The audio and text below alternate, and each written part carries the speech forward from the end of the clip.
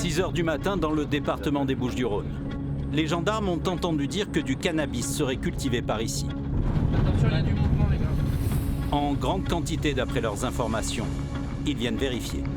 Avance un petit peu. Qu'est-ce qu'on fait, les contrôler les jets de ceci. Ouais, c'est le contrôle. Les militaires avancent avec prudence. On est vigilants. Il faut qu'on essaie de rester en contact visuel les uns les autres quand même. C'est un terrain public. Caché derrière ces canisses en bambou, les gendarmes vont en effet faire une drôle de découverte.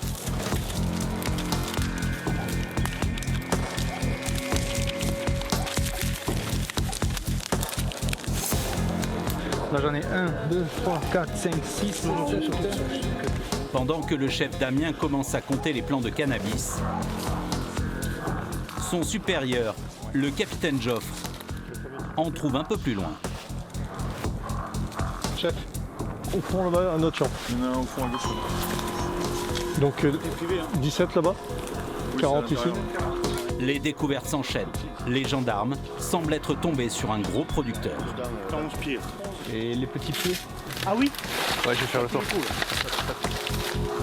Près d'une centaine de pieds, presque arrivés à maturité. Les plantes sont immédiatement arrachées par les gendarmes.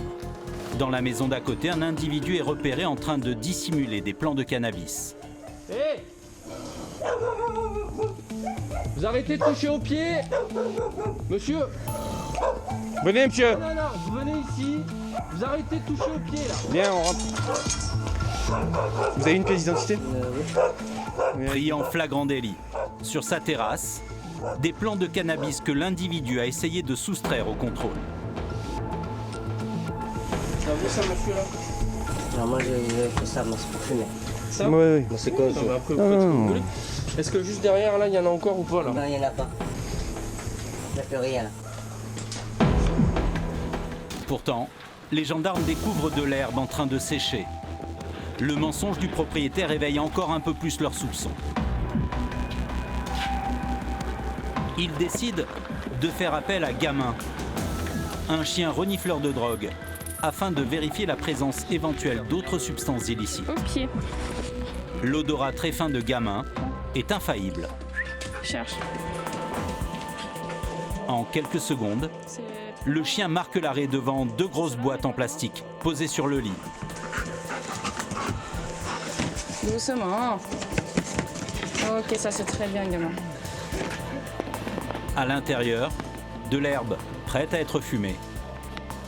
Beaucoup pour de la simple consommation personnelle. Les gendarmes trouvent également un fusil de chasse, des cartouches, mais plus intéressant, un livre de compte avec des noms et des sommes d'argent. Des éléments largement suffisants pour rendre compte au procureur de la République qui décidera des poursuites à suivre. Mais visiblement, le mis en cause ne serait pas tout seul à gérer ce trafic. L'homme avec la veste de survêtement. Il s'approche spontanément vers nous.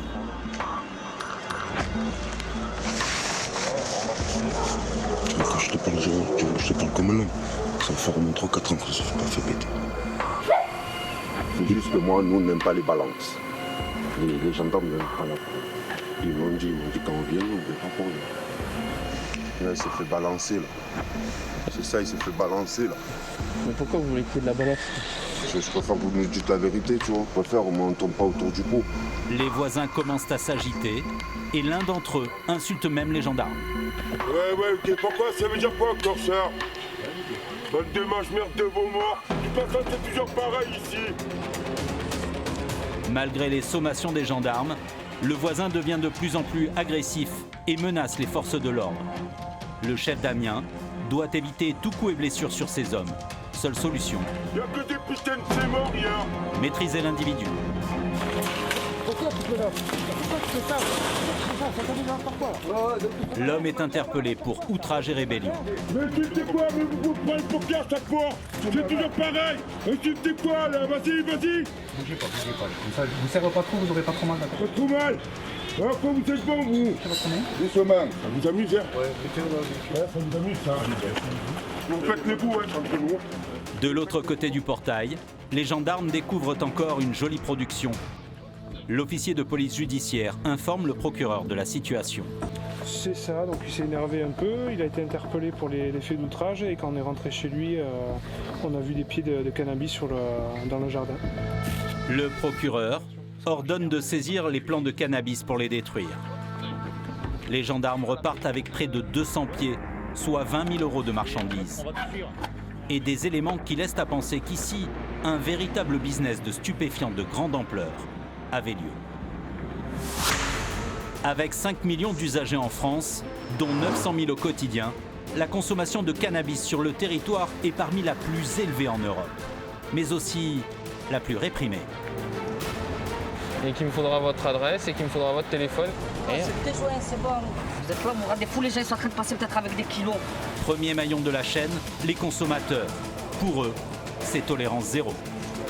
Vous avez quel âge?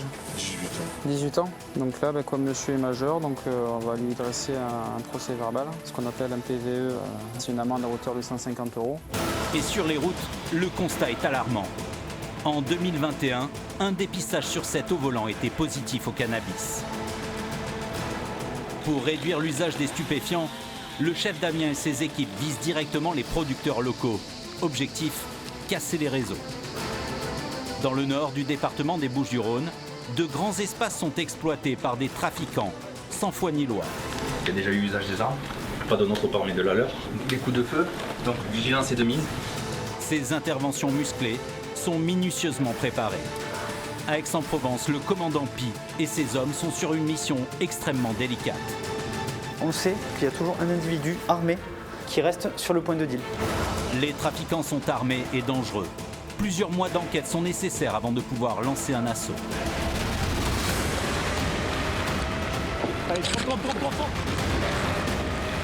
Dans les Bouches-du-Rhône, la lutte contre la drogue est désormais une priorité. Au sol! Au sol! C'est au sol! C'est au sol, putain! Au sol! Les Bouches-du-Rhône comptent plus de 2 millions d'habitants. C'est le 3e département français. Ici, les gendarmes opèrent dans des villes comme Aix-en-Provence et aussi des zones plus rurales comme Château-Renard et Lançon-de-Provence. Le péage de Lançon-de-Provence est le 2e plus important en France. Chaque jour, plus de 100 000 véhicules transitent par ici. Un endroit stratégique pour les gendarmes de la région qui surprennent régulièrement des consommateurs de stupéfiants. C'est vous là, entre les plombs, venez. Comme ce jeune couple. Au départ, un petit contrôle de routine. Le moteur, mettez le frein à main, présentez-moi les papiers du véhicule, carte grise, assurance, c'est votre permis de conduire s'il vous plaît. J'ai pas mon permis sur moi. Oh, il est où? Il est à la maison. Ah, il sort pas grand chose à la maison. Je suis désolée. Vous avez une pièce d'identité? En fait, moi j'ai pris mon porte-monnaie à la maison. Vous avez rien du tout? Mon carte bancaire. C'est pas une pièce d'identité ça. Oui, je sais, je suis désolée. Bon. La conductrice n'a aucun papier sur elle. Après, si vous voulez que je l'amène demain à la gendarmerie. De toute manière, ça va être le cas. Hein. Elle écope d'un PV de 11 €. Alors, pour éviter une nouvelle amende sur la route, elle préfère laisser le volant à son compagnon. C'est bon pour toi, y a Mais le gendarme sent comme une odeur de stupéfiant dans la voiture. Et face à ces questions, le jeune homme va vite se trouver en difficulté. Vous n'avez pas consommé de stupéfiants récemment? Hier soir. Hier soir, vous en avez consommé? Donc je conduis pas. Vaut mieux éviter. Ah bah on va la laisser conduire. Vous en avez sur vous là? Un joint, il est là-bas, roulé. Il est où le joint? Il est là-bas dans le cendrier. Ah oui, mais faites-le, donnez-le. C'est bien ce que je sentais. Ah oui. Donc ça c'est interdit, vous le savez. Le jeune homme espère s'en sortir en remettant son joint entamé. Mais c'est sans compter la tolérance zéro des gendarmes.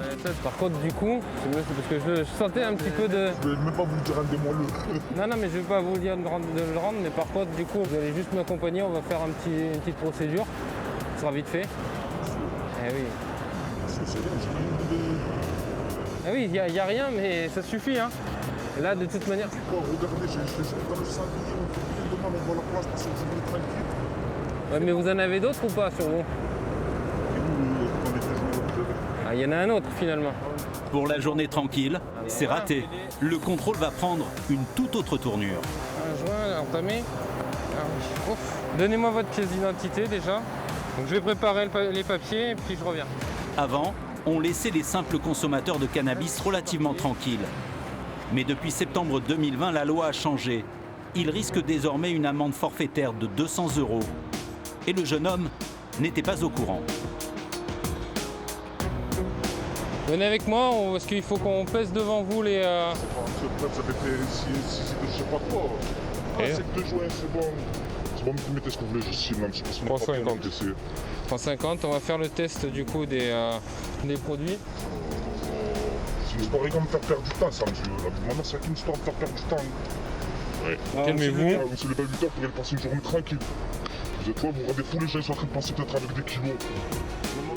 Les gendarmes testent le produit pour être sûr qu'il s'agit bien de stupéfiants. C'est la procédure. Le jeune homme, lui, ne décolère pas et provoque maintenant les gendarmes. Je prends la route de Marseille, je vais pas passer à Marseille dans n'importe quel réseau, reprendre et voilà, repartir. Consentez à ce qu'il soit détruit ou pas? Moi, si vous voulez le garder en souvenir, regardez-le. Fumez-le. Vous êtes un consommateur occasionnel ou régulier? En plein temps. Vous avez déjà fait l'objet d'une injonction thérapeutique pour votre consommation ou pas?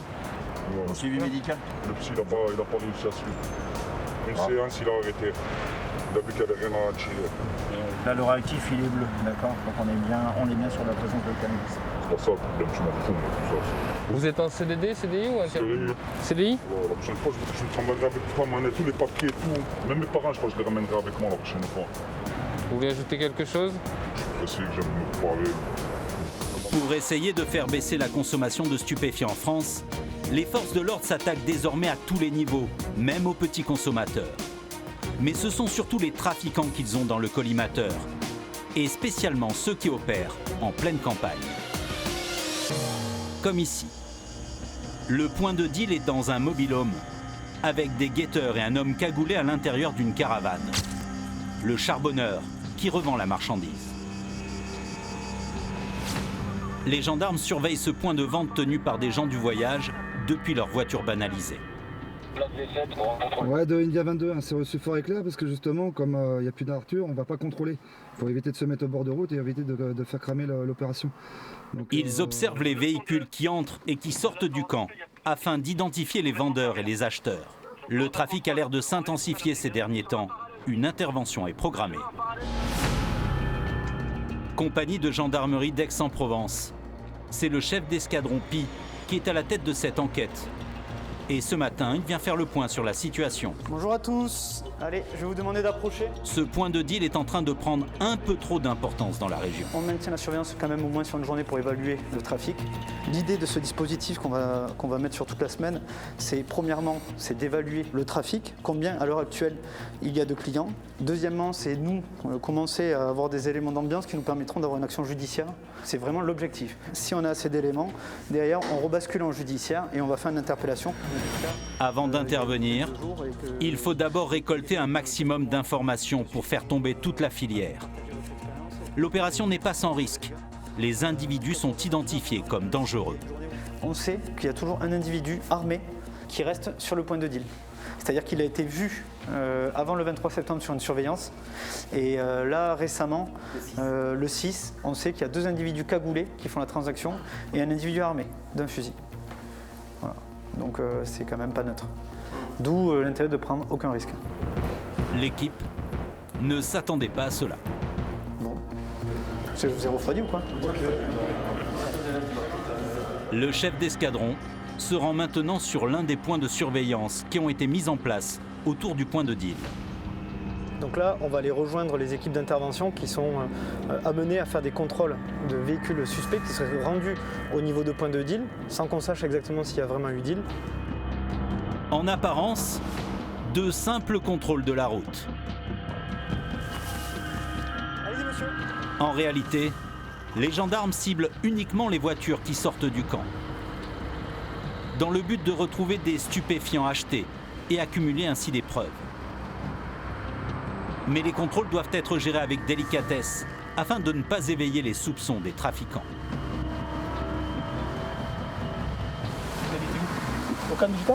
Problème, le conducteur vit sur le lieu de deal. Son passager et lui sont donc des cibles potentielles.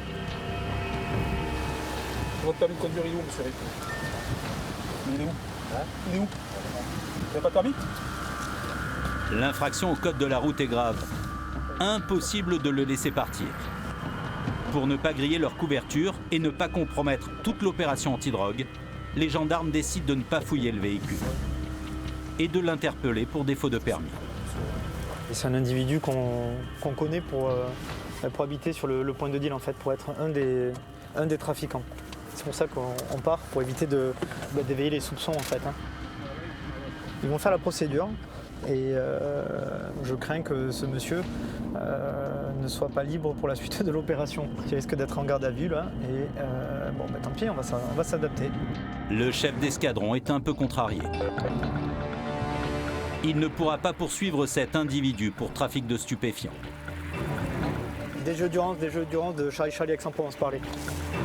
En attendant, le camp est sous surveillance 24 heures sur 24. Les enquêteurs de la brigade de recherche et le capitaine Alexandre observent toutes les allées et venues. Ouais, 5. Donc pour l'instant, on n'a rien. Sur aucun véhicule signalé, donc arrivé sur le point de deal. Ce dispositif permet de repérer les clients potentiels, d'identifier les véhicules et ainsi pouvoir les contrôler à la sortie. Mais les dealers commencent à se douter de quelque chose et à devenir nerveux. Des coups de feu tirés en l'air ont été entendus depuis le camp. Des coups de fusil, 2 fois 3 tirs. Il va falloir se montrer un peu plus discret. Mais une voiture en train de quitter le camp intéresse fortement les enquêteurs. Il y a un véhicule qui sort. Sur le terrain, une équipe du PSIG, le peloton de surveillance et d'intervention de la gendarmerie, se tient prête à l'intercepter. À l'instant, qui prend Sion India 2. L'équipe prend immédiatement la voiture en filature. Ouais, on va essayer de l'avoir. Pour l'interpeller calmement, un petit peu plus loin. La brigade est engagée sur le contrôle d'une Golf. Ouais, je confirme, je suis derrière le là. On va essayer de le contrôler, de le rattraper déjà. Il est là-bas. Tu le vois à gauche? Mais l'interception s'annonce plus compliquée que prévu. Il roule comme un débile en plus. Mais le bleu. Le conducteur roule à vive allure. Ouais, il roule comme un tambour. Pour éviter un accident, pas d'autre moyen que d'utiliser le gyrophare en mode lumière. Tu l'as mis? Non, pas encore. Ouais, vas-y, mets-le. Parce que là, on est chaud là. Le truc, c'est qu'il va nous voir de loin. Super.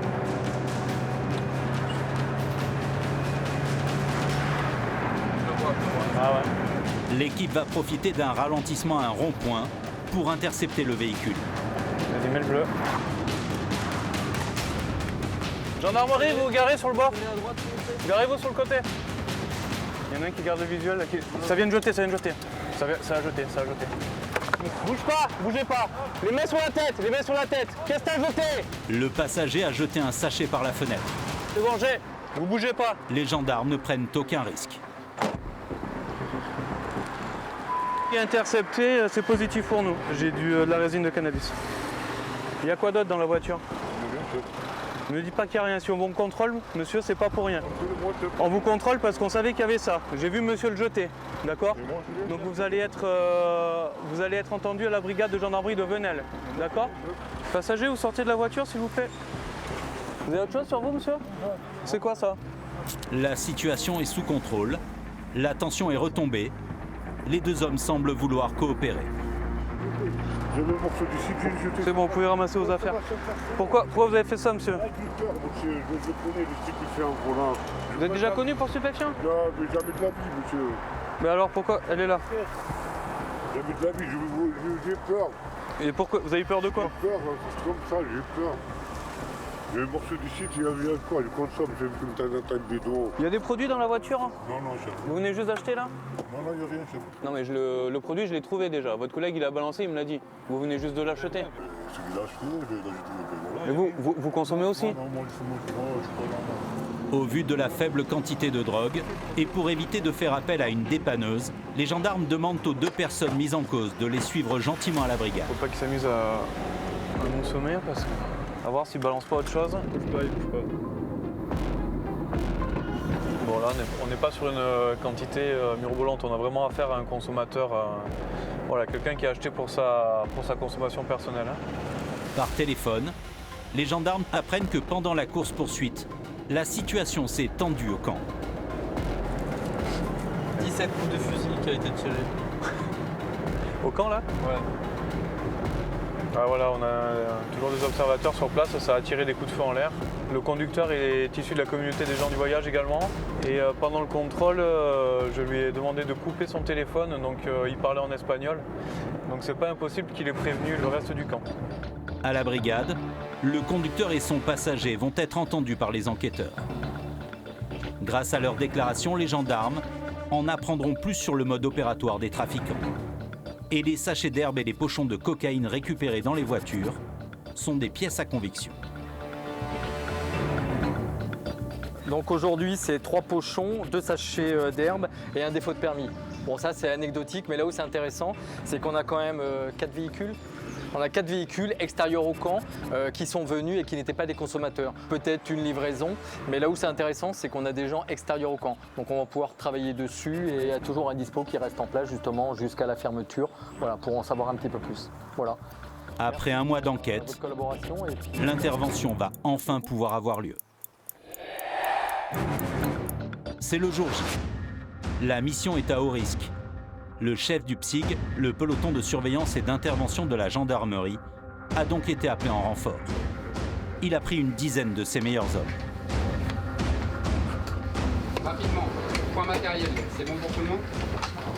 Cette intervention revêt une certaine particularité de par l'environnement, c'est-à-dire qu'on est sur des espaces, des grands espaces ouverts où sur d'autres opérations on a déjà découvert des armes. Un des membres de l'équipe, en tenue de chantier jaune, va jouer un rôle primordial. Celui qui se fait appeler Bush doit se faire passer pour un ouvrier. Tout simplement pour se fondre dans le décor et procéder à une infiltration en toute discrétion au plus proche du point dur, donc du point chaud qui est le point de deal, pour être détecté au dernier moment et passer sur une phase offensive avec un débarqué d'assaut pour procéder aux interpellations des objectifs. Il doit conduire la fourgonnette numéro 2, celle qui doit s'arrêter au plus près du mobil-home et qui devra donner l'assaut. Embarquez !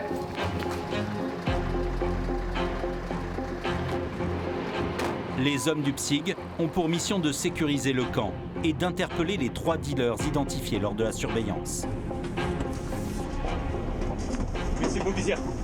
L'environnement est connu pour être défavorable et hostile.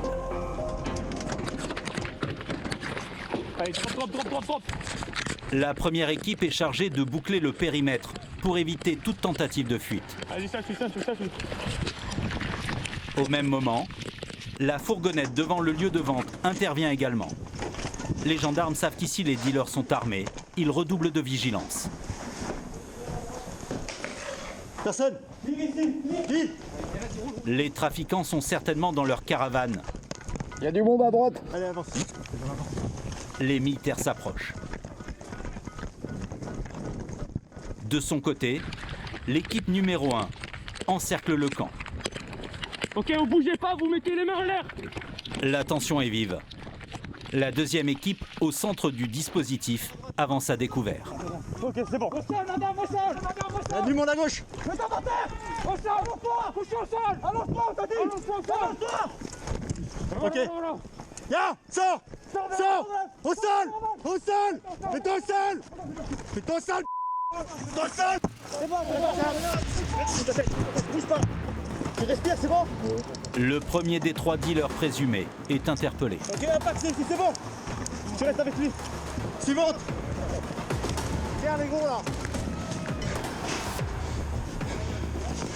C'est bon. Beaucoup de caravanes sont vides. Le camp est grand. Il reste 2 hommes. Gendarmerie. Il y a l'autre là-haut qui n'a pas été fait. Hein. Le gros là. Le gros mobil-home au fond, il n'a pas été fait. Hein. Allez, hop, on y va, viens avec le bouclier. Le terrain est à découvert. La traversée est dangereuse. C'est bon. Bouclier, passe en tête. Les militaires progressent prudemment derrière un bouclier pare-balles. Durant quelques secondes, ce sont des cibles potentielles très vulnérables.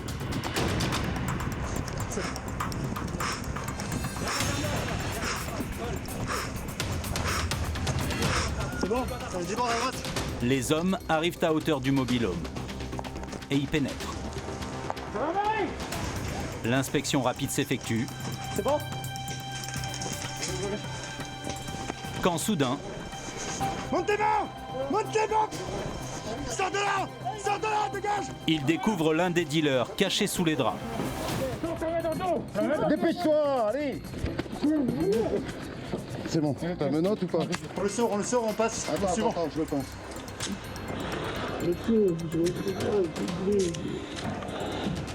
T'as un couteau au sol, fais gaffe. Allez, trouvez le dernier. Les 3 hommes seront présentés à un juge et passeront en comparution immédiate. Les perquisitions peuvent commencer. C'est bon, ça a été ouvert.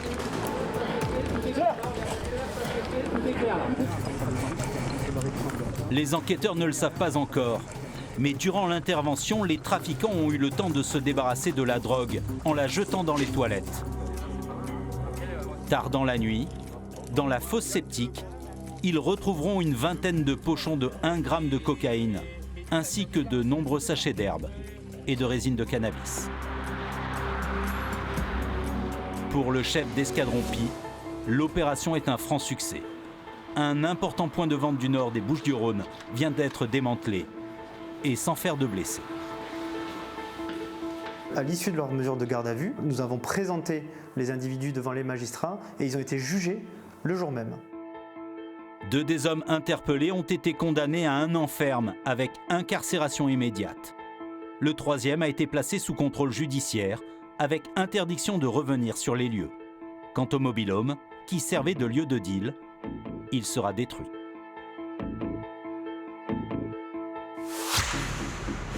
Sur la voie publique, le travail des gendarmes pour agir contre la consommation de stupéfiants est également essentiel dans la lutte générale contre le trafic. Direction Graveson, toujours dans le nord du département des Bouches-du-Rhône. Une brigade spécifique a été créée, le Poule Nuit. 2 unités de 3 gendarmes qui patrouillent en même temps pour intervenir de façon autonome et rapide sur tous les flagrants délits.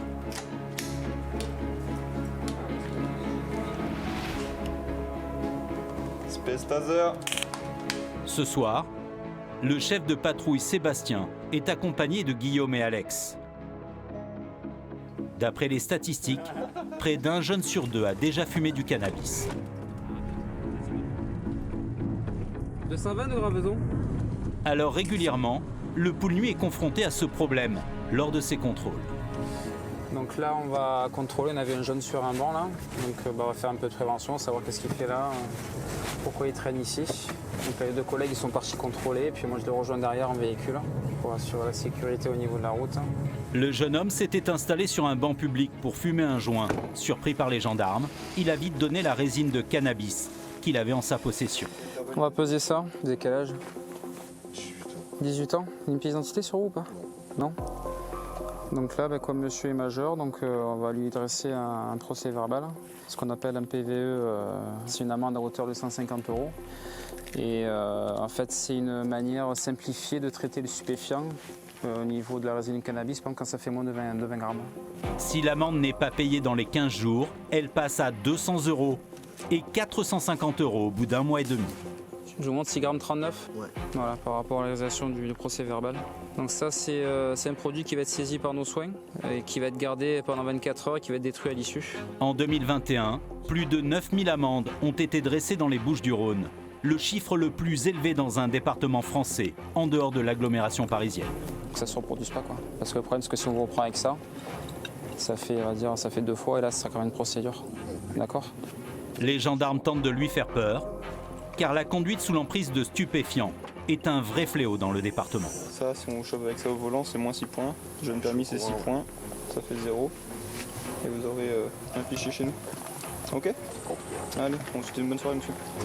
Dans la région en 2020, un décès sur 6 sur la route a impliqué un conducteur ayant consommé de la drogue. Pour lutter contre ce problème de cannabis au volant, Grégory et l'autre équipe du Poule Nuit effectuent des contrôles routiers régulièrement. Il est 1 h du matin. Arrête-toi. La soirée se termine à Saint-Rémy-de-Provence. Vous avez les papiers du véhicule, s'il vous plaît? Je l'ai pas fait à mon nom et je suis pas sûr. Vous n'êtes pas assuré? Je suis pas sûr.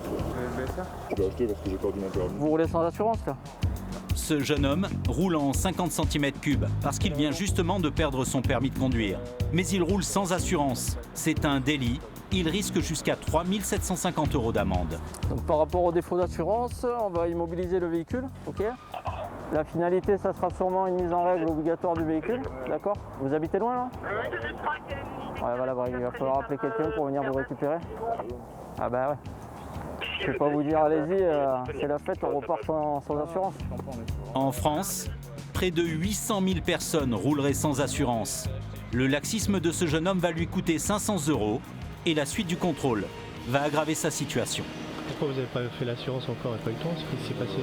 Pas le temps, l'oubli, au bout d'un moment c'est la routine. Tu roules sans et tu continues sans. C'est comme ça. Vous avez consommé de l'alcool ou pas? Non. On va faire le dépistage. Vous avez consommé stupéfiant aussi? Si le jeune homme accepte sans broncher le contrôle d'alcoolémie, ce ne sera pas la même chose pour celui des stupéfiants, à la grosse surprise des gendarmes. Négatif, c'est bon. Mais vu qu'il est négatif, je refuse l'autre. Pourquoi vous le refusez l'autre? Parce que je vous en ai fait un, vous n'avez aucun droit de me refaire un test. C'est les stupéfiants, c'est différent. Non mais ça c'est l'alcool ça. Ça c'est le test alcoolémie ça. Oui. Eh bien, pourquoi vous refusez? Parce que moi mon père m'a dit tu étais négatif au test d'alcoolémie, si t'en fais un là, t'as le droit de refuser. Non mais le test alcoolémie, mais pas le test stupéfiant. Non mais pourquoi? Parce que c'est quand même un test. Mais c'est pas pareil, l'alcool et les stupéfiants. Pour votre information, si vous refusez de vous soumettre au contrôle, c'est un délit, ok? C'est une garde à vue. Ouais. Donc, moment de se confesser, consommateur de cannabis, un petit peu? C'est quand la dernière prise?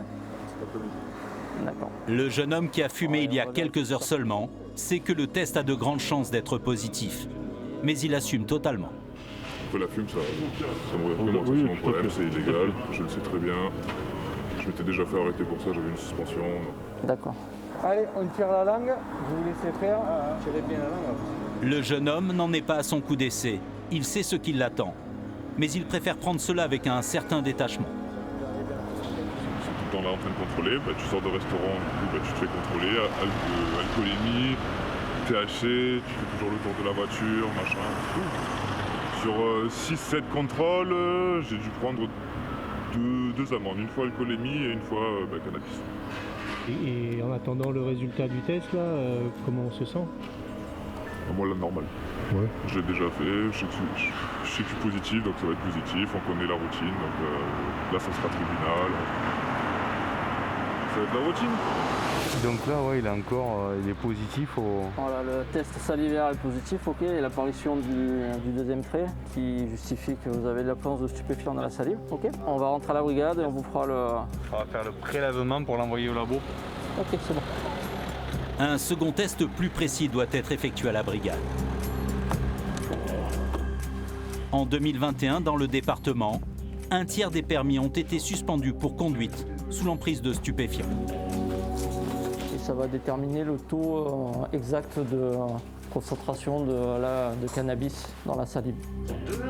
L'échantillon de salive sera envoyé en laboratoire et confirmera la prise de stupéfiants. Le jeune homme risque jusqu'à 4 500 € d'amende, 2 ans d'emprisonnement, ainsi que l'impossibilité de repasser son permis pendant 3 ans. Avec la mise en place généralisée des tests salivaires depuis 2016, les autorités ont pu se rendre compte du nombre incroyable de conducteurs qui roulent après avoir pris de la drogue. 20% des tests s'avèrent positifs, contre 3% pour l'alcool. Il est 6 h du matin et ce jeune homme est positif à l'alcool. Il a plus de 0,8 grammes et va perdre son permis. Une situation qui n'a pas l'air de l'embarrasser. Il vaut mieux le prendre avec rigolade. D'accord, vaut mieux perdre un permis qu'une vie. Ouais. Pas de traces d'alcool pour le passager, un ancien militaire. Mais les choses vont sérieusement se corser pour lui. Votre permis, s'il vous plaît. Moi, j'ai passé mon permis quand j'étais à l'armée. Et en fait, il n'a pas été validé. Premier problème pour ce conducteur, il ne peut pas présenter un permis civil. Bah là, de toute façon, vous n'allez pas partir. Si vous n'avez pas le permis, vous ne pourrez pas partir. C'est là le véhicule, il appartient à qui? Il est à moi. Vous appelez Ginette? Non, en fait, il est à mon père, qui est à ma grand-mère, mais c'est de ma famille. Moi, j'ai ma carte d'identité. Qui est à votre père, donc c'est le véhicule de votre grand-mère, en plus simple. Hein. Les gendarmes décident de faire passer un test d'alcoolémie au passager pour voir si lui peut reprendre le volant. Sinon, le véhicule sera immobilisé. 0, c'est bon. Pas d'alcool pour ce jeune homme, il va donc récupérer le volant. Mais les gendarmes veulent maintenant s'assurer que personne n'est sous stupéfiant. Vous n'avez pas consommé de sup ce soir? Non. On va quand même faire un dépistage. Ça remonte à quand votre dernière consommation? Consommation. C'est surtout monsieur. Le week-end dernier. Le week-end dernier? Ouais, c'était vendredi dernier. Bon, si c'est la semaine dernière, il ne devrait pas y avoir pas de problème. Par contre, monsieur, c'est quand la dernière? Vous, la dernière, monsieur, c'est quand? Je sais pas, c'était 2h du mat. Bon, donc vous pouvez pas conduire. Là, vous ne pourrez pas conduire non plus. C'est stupide. Ah non, pas de stupéfiant, non, je parlais de l'alcool. Ah, non. Stupéfiant, vous en êtes où? Non, rien du tout. Non. Pour vérifier ce que disent les jeunes hommes, les gendarmes vont effectuer un test salivaire. Et surprise, le conducteur, l'ancien militaire, a pratiquement tous les voyants qui s'allument au rouge.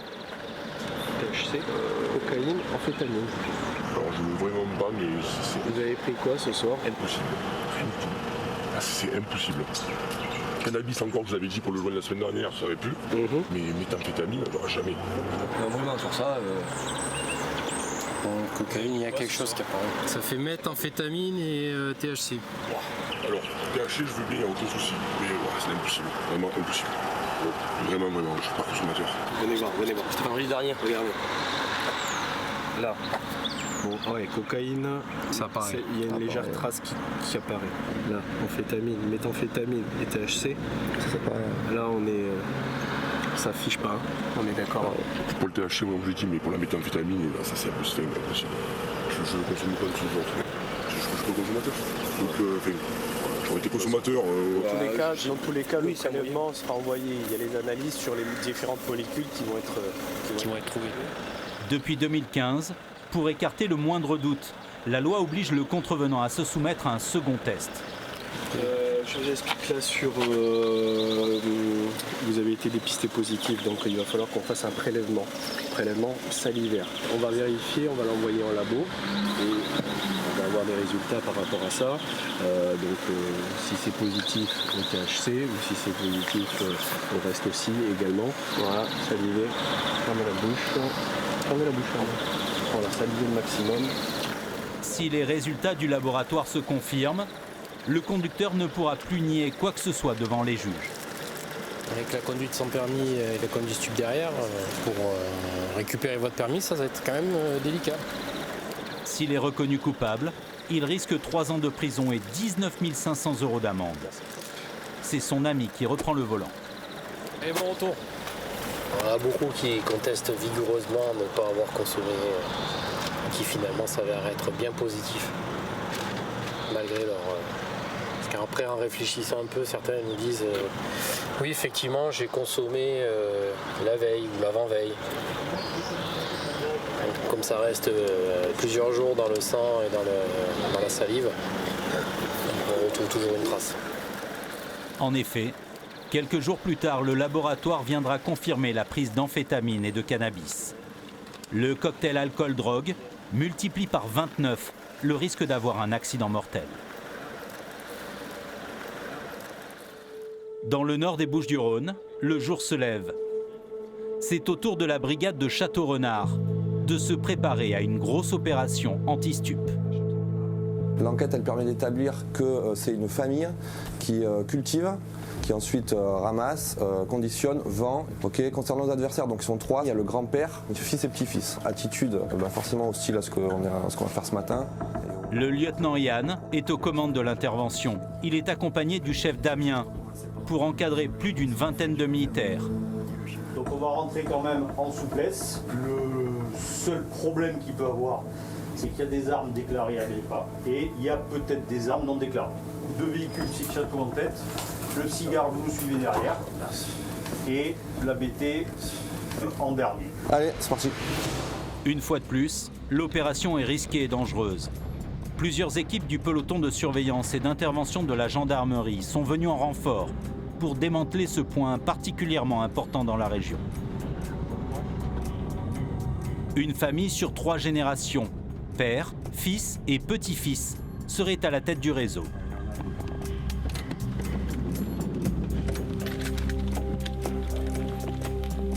Arrivé aux abords du terrain, aucun bruit ne doit trahir la présence des gendarmes.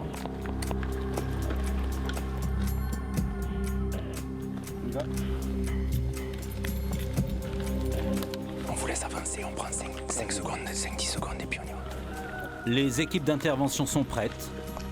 Elles ont 3 personnes à interpeller en même temps.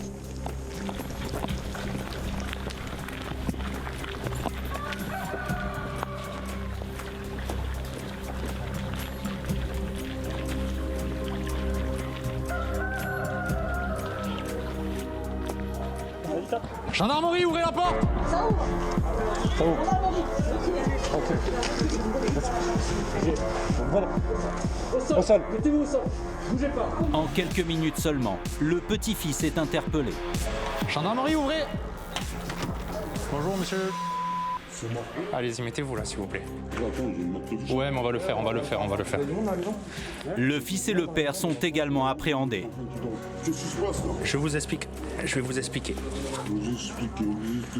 Détention, acquisition, offre, cession de produits stupéfiants. D'accord. Les militaires ont interpellé les 3 hommes. Des armes sont trouvées. Mais ce qui intéresse le chef d'Amiens, c'est la drogue.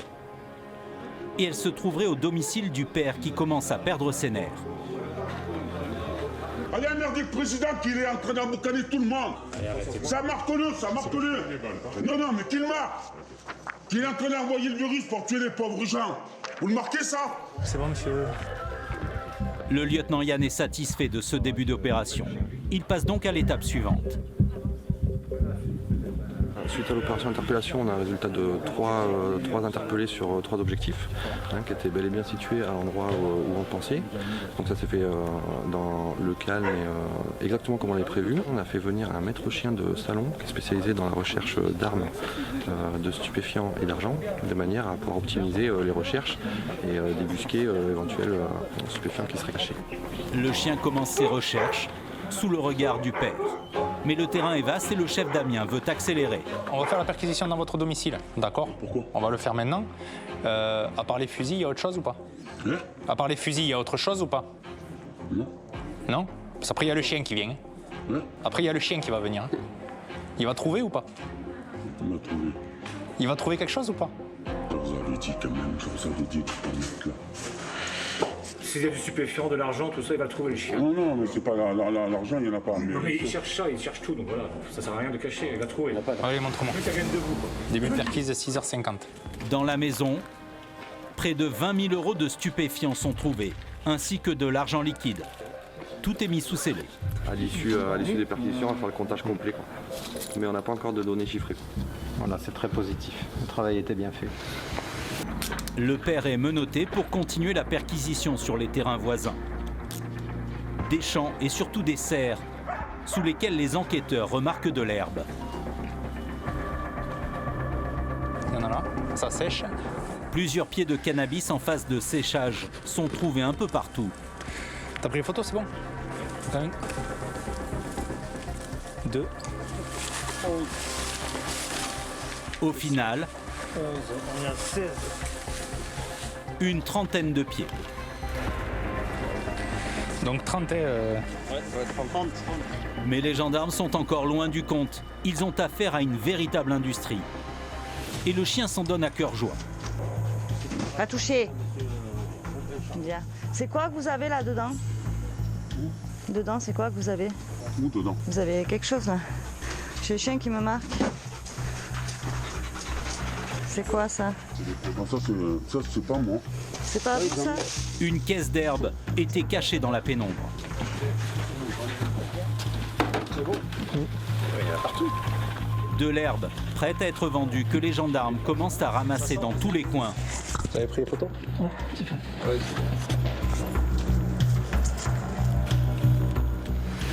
Le chien, lui aussi, continue ses trouvailles. Là, on a encore trouvé un petit peu là. Oui, là dans la serre, ouais, une caisse de tête qui avait été récoltée et puis qui était asséchée. Et les gendarmes ne sont pas au bout de leur surprise. Le chien marque de nombreux endroits, de grosses quantités d'herbes sont retrouvées un peu partout. Et alors que le chef d'Amiens récolte quelques pièces à conviction, le maître chien l'appelle de nouveau car le chien s'affole. J'ai retiré le pot, j'ai vu que c'était de l'herbe, j'ai dit c'est peut-être ça. Du coup j'ai retraversé la serre, là je suis revenue pour vérifier quand même. Et là non, là-dessous. Elle a besoin de renforts pour soulever une masse importante de plastique qui cache un gros sac de sport. Ça c'est un beau chien ça. Non, mais je reconnais ce qu'il y a, mais ça c'est pas nous, ça c'est quelqu'un, c'est là qui vous ont balancé, qui ont mis toutes les affaires là. Une découverte qui semble aussi affoler le père. Et il y a de quoi. 3 kilos d'herbe, prête à la revente. Et les découvertes s'enchaînent. Sous l'amas de plastique voisin, les gendarmes vont de surprise en surprise. C'est un stockage traditionnel en fait. Une dizaine d'outils de jardinage y sont dissimulés. Il y a des numéros, mais il faut démonter les carters sûrement. Les auditions devront déterminer s'il s'agit ou non de matériel volé. Et quand on croit qu'il n'y a plus de cannabis, il y en a encore.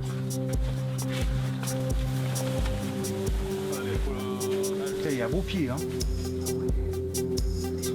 Des pieds de cannabis d'une taille impressionnante. Le père est mis en garde à vue et devra s'expliquer sur tout ce qui a été trouvé sur ces terrains. Pour le lieutenant Yann, l'opération est un succès. On a comptabilisé 48 pieds comme ça. On a trouvé dans le champ pas mal d'outils qui étaient un petit peu partiellement dissimulés, ainsi qu'une dizaine de kilos de produits déjà récoltés. Et on rentre dans la seconde phase de garde à vue, c'est-à-dire les auditions, de manière à ce que chacun s'explique sur la provenance de ces produits et puis pour avoir un peu le rôle de chacun. Dans les locaux de la brigade, les 3 personnes mises en cause sont interrogées séparément. De son côté, le chef d'Amiens prend connaissance des dernières directives du magistrat. Il sera au parquet à 15h. Au revoir. Donc l'enquête elle est quasiment finie. Là il y a la levée des 2 gardes à vue, donc du fils et du petit-fils. Le père il est présenté à 15h devant le magistrat. Après, parce qu'au niveau des auditions, donc c'est le père qui assume la responsabilité de tout ça, qui était le détenteur de tous les produits. Le fils et le petit-fils disent également que c'est le père, qu'ils n'ont rien à voir avec ça. Donc le magistrat ici poursuit que le père. On va aller chercher le bus.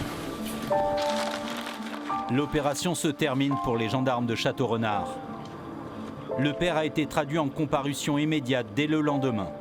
Il a été condamné à 1 an de prison ferme. Mais le travail n'est pas tout à fait fini pour le chef d'Amiens. Il doit faire les comptes des nombreuses cagettes et seaux d'herbe récoltés. Un travail qui va prendre une bonne heure. Au final, plus de 8 kilos d'herbe fraîche seront comptabilisés, soit plus de 50 000 € si elle est vendue au détail.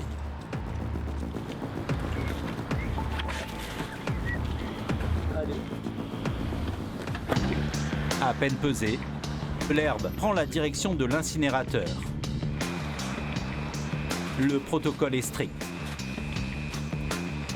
Les gendarmes ne doivent pas quitter la marchandise des yeux tant qu'elle n'a pas été détruite.